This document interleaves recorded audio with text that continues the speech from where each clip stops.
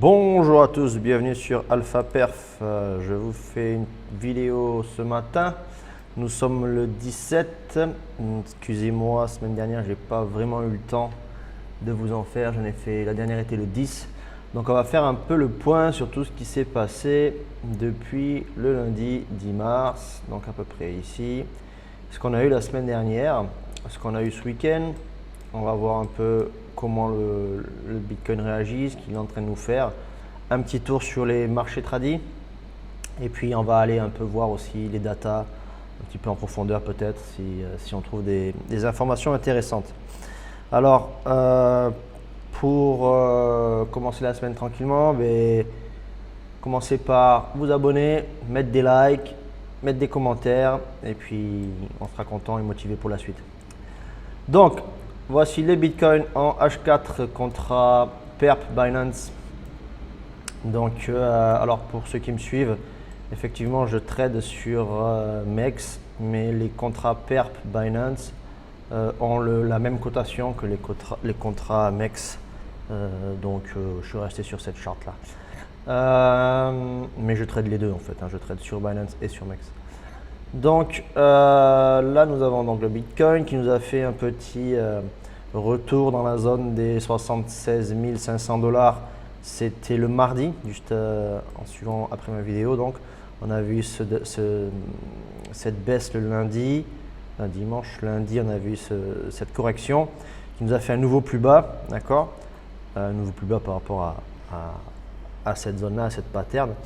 Et là, on dirait que le Bitcoin est en train de chercher, depuis donc mardi dernier, à refaire une nouvelle poussée haussière. Intéressant, donc, qu'est-ce qu'il nous a fait? Il nous a fait il nous entame une théorie de dos, donc des hauts qui sont plus hauts, toujours plus hauts, et des bas qui sont toujours plus bas en donc 4 heures. Voilà, en 1 heure, bon là on a un petit changement de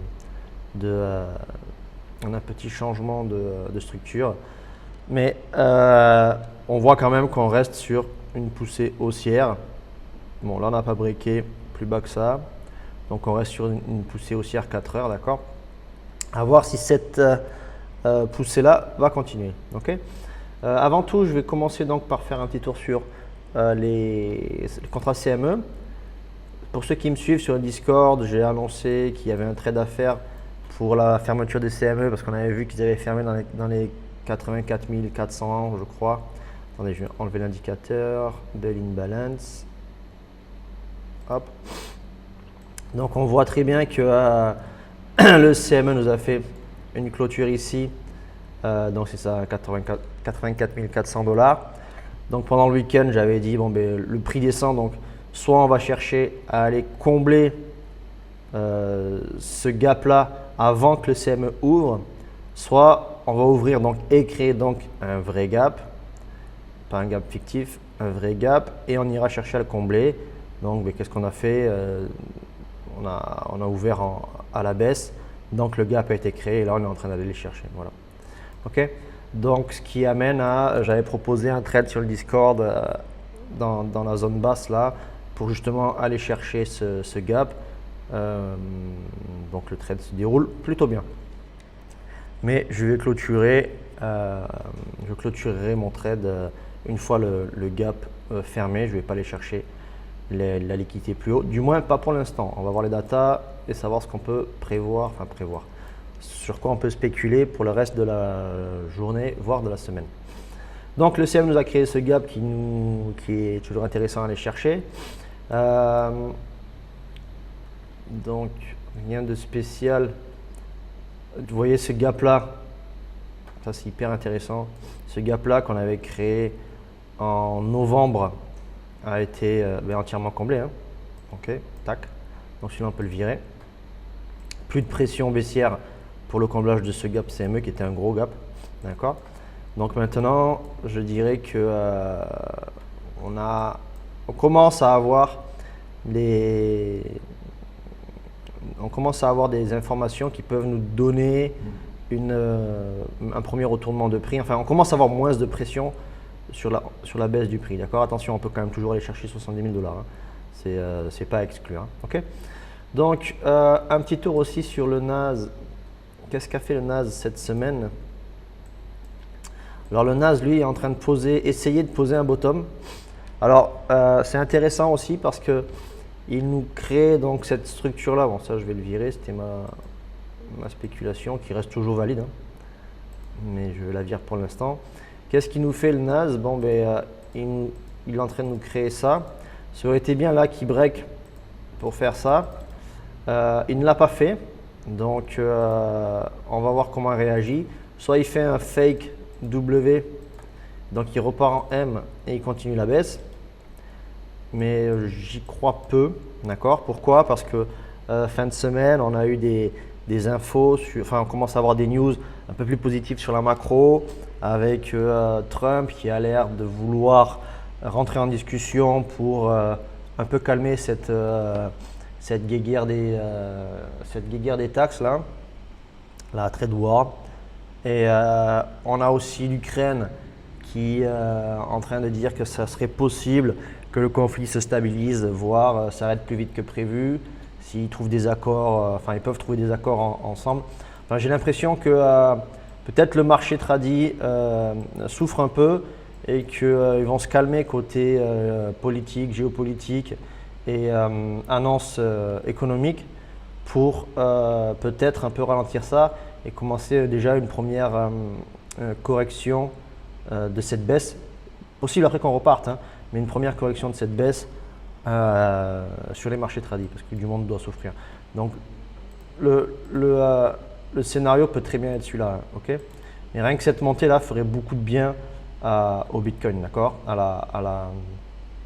la crypto, d'accord? Donc moi je vais parier sur je vais spéculer sur le fait que je vais anticiper déjà cette montée et me préparer à pouvoir trader cette montée-là du NAS. Je ne vais pas la trader sur le NAS, je vais la trader sur le Bitcoin, vous l'avez bien compris, mais je vais anticiper ça. Une chose aussi me fait dire qu'on peut être haussier, c'est que le dollar, lui, continue à descendre. Alors là, il ne faudrait pas que là, il pose un double bottom, là. Vous voyez, il a fait un equal low. Il ne faudrait pas qu'il revienne ici pour repartir, mais il pourrait le faire très rapidement, faire une petite correction ici et repartir à la baisse pour aller chercher la zone des 100. D'accord? À savoir, cette semaine, on a le FOMC mercredi. Donc là, il peut se passer beaucoup de choses. Donc là, on va avoir des projections économiques sur ce que veut faire la Fed. Là, on va avoir des annonces qui vont un peu, je pense, donner la direction. Donc jusqu'à mercredi, pour moi, le trading va être très compliqué parce qu'on va le prix, je pense, va un peu tourner en rond en attendant les informations de mercredi. Donc, entrez pas en position maintenant que sur du très court terme. Voilà, faites attention à ça. Donc, je vais revenir sur Bitcoin un petit peu. Donc, en H1, qu'est-ce qu'on a fait? Ce week-end, pas grand-chose, hein. Donc, comme je vous ai dit, on a fait une jolie montée pendant la semaine dernière où j'ai pris quelques positions intéressantes. Ceux qui sont sur le Discord, vous pouvez les suivre. Après, j'ai pas fait beaucoup de calls parce que c'était des positions qui étaient quand même assez rapides à prendre et que j'ai rentré sur des setups très réactifs. C'était plutôt du scalping, hein. Une petite gorgée de café. Et donc voilà. Mais pour ceux qui veulent suivre, vous pouvez me suivre et poser des questions, savoir comment je rentre et quand je rentre. Je me ferai un plaisir de vous donner un coup de main. Donc là, on a maintenant des points de liquidité ici qui sont relativement clairs, hein. On a cette liquidité à aller chercher ici, on a cette liquidité ici qui nous attend. Là, on est en train d'en créer là, qu'on vient de reprendre. Enfin, on l'a créé ça, c'était dimanche. Ouais, c'était ce dimanche. On a créé ce point bas qu'on a pris ce matin. Ok, donc celui-là, il n'y est plus. D'accord? Mais aussi, on a un joli cluster de liquidité ici et un autre ici, hein, d'accord? Voilà, et ainsi de suite, hein, parce qu'on en a aussi à la hausse, hein, voilà. À savoir, il y a des grosses positions, ça parle sur Twitter, hein, il y a des très grosses positions short qui se sont ouvertes avec des liquidations très proches. Et tout ça, c'est des zones de liquidité à aller chercher, d'accord? Bon, je ne les laisse pas comme ça, parce que moi je les vois à l'œil, à vous de vous les mettre sur votre charte et à en faire vos points d'intérêt, ok? Donc, le Bitcoin là, nous a fait un plus bas dimanche. Il est venu nettoyer la liquidité ici, là, du range du week-end, mais il a laissé ce point-là et surtout, il n'est pas allé chercher ça. Donc, on a pris la liquidité. Ça, c'est pareil, je l'avais dit. J'avais dit, attention, la liquidité à 85 000. Regardez où c'est qu'on est allé. 85 150, quoi. D'accord? Donc, cette liquidité a été prise. On a corrigé. Et là, on est en train de créer un joli, alors court terme, hein, c'est du 15 minutes. D'accord? Mais on a créé un bottom ici, en très court terme, où il était assez évident de pouvoir rentrer. Bon, moi, je ne suis pas rentré là parce que je suis déjà en position. Mais il était assez évident de pouvoir rentrer. Après, bon, les horaires, il était 3 h du mat chez moi. Ça s'est passé ce matin. Mais ça, c'était le call pour aller chercher le gap CME. Okay. Donc maintenant, on va voir ce que le prix va nous faire ici. Est-ce qu'on va aller chercher ces liquidités ici ou plus haut, ou est-ce qu'on va ici se retourner pour aller justement chercher les liquidités en bas? On va regarder ça ensemble sur les datas, ce qu'on a à prévoir. Donc, ça, c'est donc la liquidation map. 48 heures, donc comme je vous ai dit, liquidité s'accumule de 85 200 à 86, d'accord? On a un petit peu en bas, évidemment, il y a des positions qui sont ouvertes ici. Des algos sont rentrés dans la nuit de dimanche à lundi, donc cette nuit-là. Des algos sont rentrés, pas mal de monde a commencé à rentrer pour anticiper le gap CME. C'est un trade qui est connu, hein. C'est une strat que tout le monde connaît, on va dire, surtout dans les algos, tout ça. Elle est tradée tous les dimanches, hein, cette strat-là. Donc c'est évident qu'il y a les liquidités qui rentrent ici. On a quand même cherché à nettoyer, hein, ce week-end. Pour moi, ces mouvements-là, ce sont des vrais mouvements de nettoyage que le marché profite de faire le week-end tant qu'il n'y a pas d'instit dedans pour vraiment sortir les retails, que ce soit à la hausse ou à la baisse. On laisse tranquille et puis après, on va voir comment on attaque la semaine côté instit. Pour moi, ça, c'est des signes de nettoyage parce que les instits vont s'intéresser. Évidemment, ils vont me préparer tous, ils vont anticiper des placements pour la réaction au FOMC. Donc en 3 jours, on ne voit pas grand chose, on ne voit pas plus qu'en 48 heures. Je vais me mettre en une semaine. Après, je ne vais pas aller beaucoup plus loin parce que je ne sais pas la mise à jour de ces liquidités-là. Voilà, on a quand même de la liquidité à aller chercher clairement jusqu'à 78 000, on va dire, un petit peu au-dessus, 78 600. Donc le prix peut tout à fait continuer à se retourner, faire peur à tout le monde ici, pour après poser enfin un bottom ici. Pour moi, ça, c'est toujours safe, d'accord? Si on vient breaker ça, alors si on vient de breaker avec une mèche qui est de suite réintégrée, c'est ce qui pourrait se passer pour le FOMC, on pourrait repartir. Si on vient clôturer en dessous de ça là, même pas de la mèche, hein, je parle d'ici des 77 000, allez, on va dire 77 250. Si on vient chercher ça et clôturer en dessous, pour moi, il y aura une continuation baissière. Donc, mais il est tout à fait possible qu'on prenne ces liquidités début de semaine pour laisser justement après le prix remonter tranquille, parce qu'on pourrait avoir une bonne nouvelle au FOMC, disons une nouvelle, on va dire, pas si mauvaise, qui pourrait lâcher un peu de lest sur les marchés tradis. Donc le Bitcoin, lui, continuerait, enfin, recommencerait à bien monter et poserait enfin un bottom définitif. Donc, qu'est-ce qui se passe sur les contrats ce week-end? Pas grand-chose, hein, voilà, ça c'est l'Open Interest. Donc, l'Open Interest est resté stable, hein, enfin stable. Il n'y a pas grand-chose qui s'est passé, il n'y avait pas beaucoup d'intérêt sur le marché. Évidemment, le week-end, il n'y a pas grand monde qui short. C'était vraiment bataille long short, long short, long short. Il y a eu du funding négatif et du positif. Donc il s'est un peu tout passé. Pareil pour un peu tout passé, ça veut tout rien dire ça. En fait, il y a autant de shorts qui sont rentrés que de longues. Et je dirais qu'il y a plus ou moins autant de longues qui se sont ouverts et fermés que de shorts qui sont ouverts et fermés. Donc les gens ont cherché à quoi faire. Ça, c'était plutôt toute la semaine. Ouais, ça c'était toute la semaine, pardon. Et ça, c'est ce qui s'est passé ce week-end. Alors, évidemment, là, je suis en 1 heure. Si on vient étudier l'Open Interest en 15 minutes, on trouvera un peu plus de data qui vont montrer l'influence du marché. Ici, on voit clairement que des positions se sont fermées.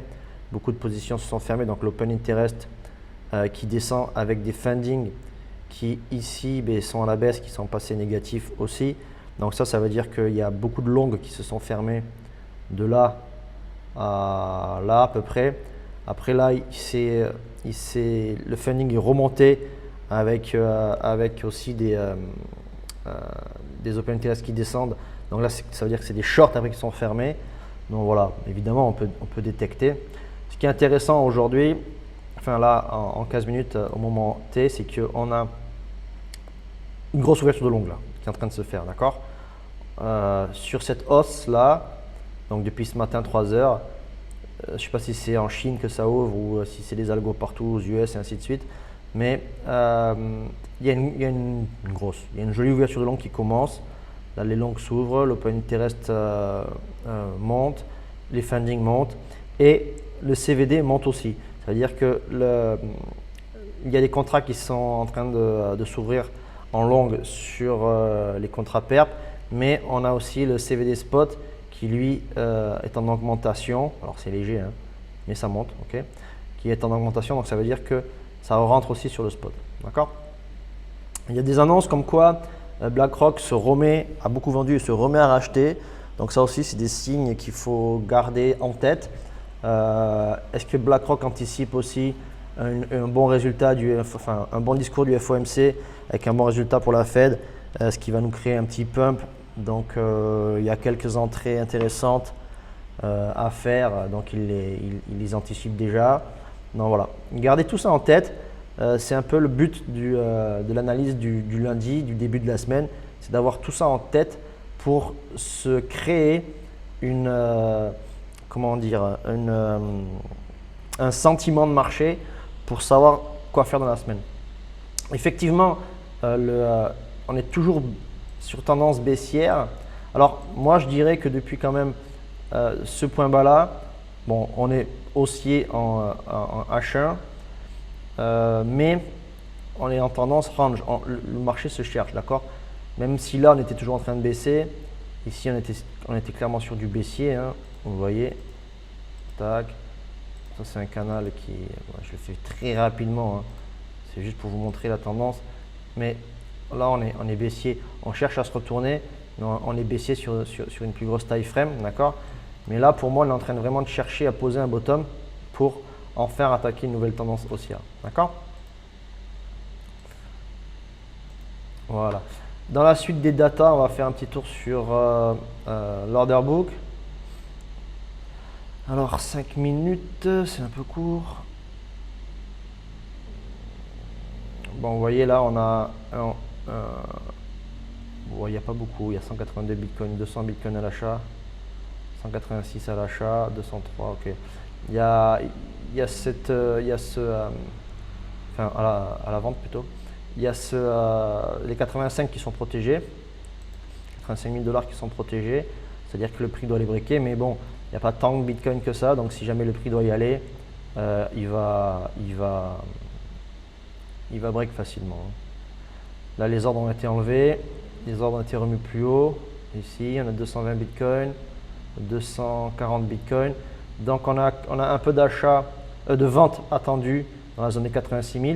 Mais bon, c'est clairement ce qu'on voyait dans la liquidation. Il y a des ordres qui sont évidemment dans les liquidations pour rentrer sur des prises de liquidité rapides.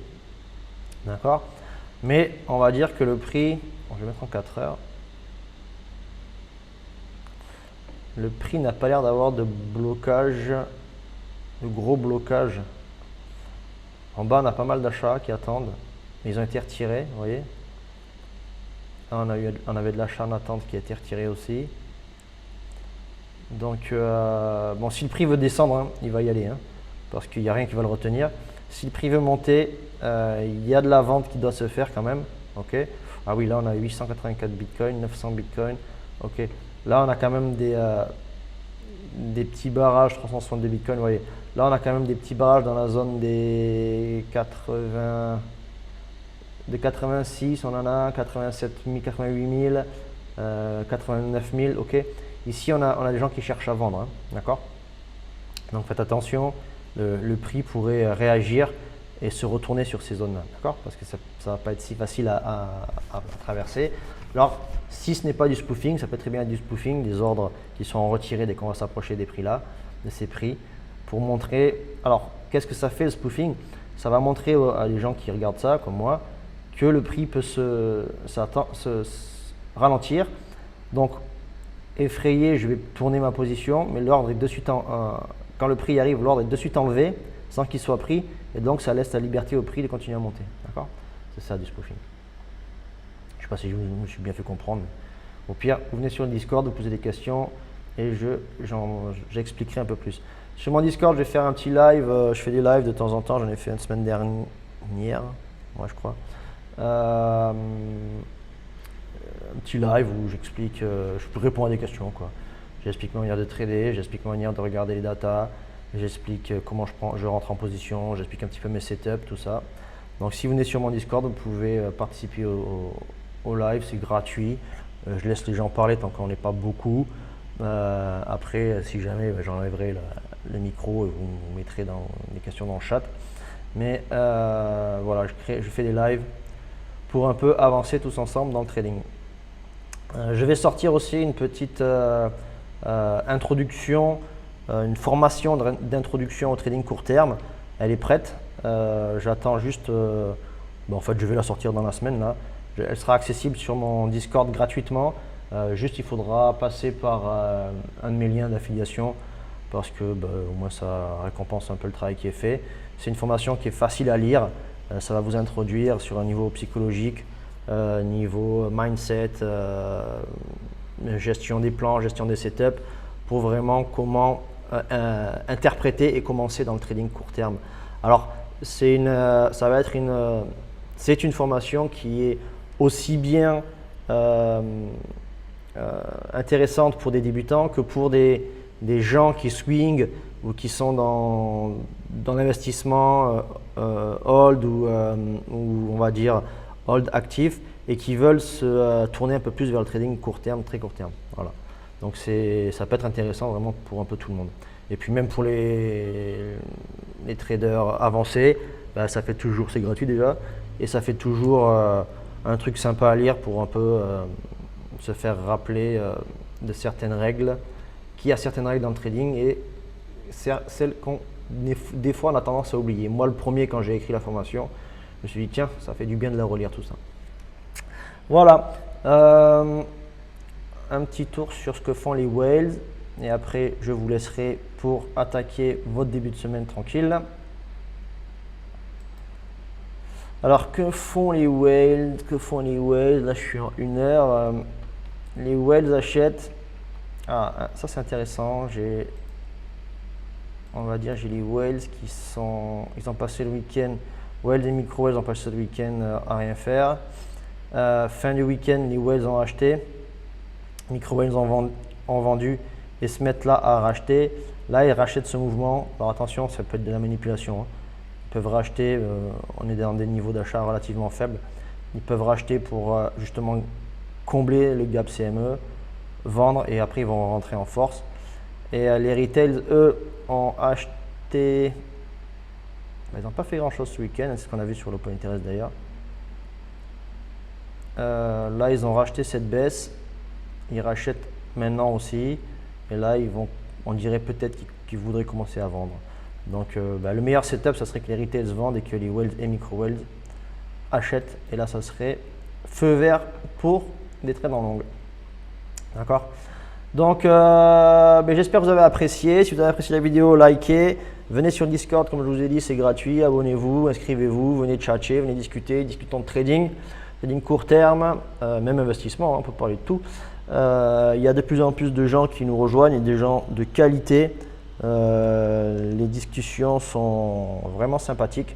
Donc, lâchez-vous et puis surtout lâchez des pouces, des likes, des commentaires. Allez, be safe et bon trade à tous. Ciao, ciao.